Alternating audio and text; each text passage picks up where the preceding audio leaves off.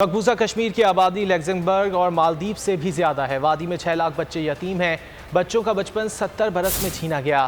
ہر کشمیری کا بچپن خون کے آنسو روتا ہے۔ یہاں بچوں کو شہید کیا جاتا ہے۔ وشال ملک کا جارحیت کا شکار معصوم بچوں کے عالمی دن پر پیغام۔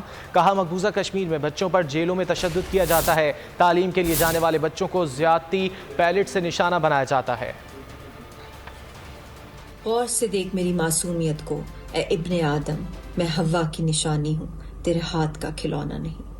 آج international day of innocent children victims of aggression پہ میں دنیا کو یہ پیغام دینا چاہتی ہوں کہ وہ معصوم فرشتے جو اللہ تعالیٰ نے اس دنیا میں بھیجے ہیں، جن کی وجہ سے اس دنیا کو جنت بنایا ہے، وہ اتنے معصوم اور اتنے بے بس کیوں ہیں؟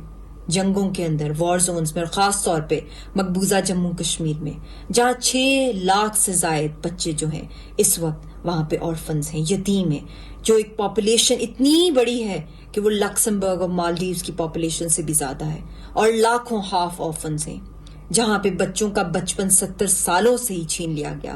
ہر کشمیری کا بچپن جو ہے وہ خون کے آنسو روتا ہے، جہاں بچوں کو شہید کیا جاتا ہے، جہاں بچوں کو جیلوں میں ٹارچر کیا جاتا ہے، جہاں بچوں کو یہ حق ہی نہیں کہ وہ پڑھائی کریں، اور اگر وہ جائیں تو ان کو پیلٹ سے اٹیک کر دیا جائے، ان کو ریپ کر دیا جائے، ان کو غائب کر دیا جائے، اور واٹ از ایون ورس از کہ ان کو ہیومن شیلڈز ہندوستان کی دہشت گرد آرمی بنائے۔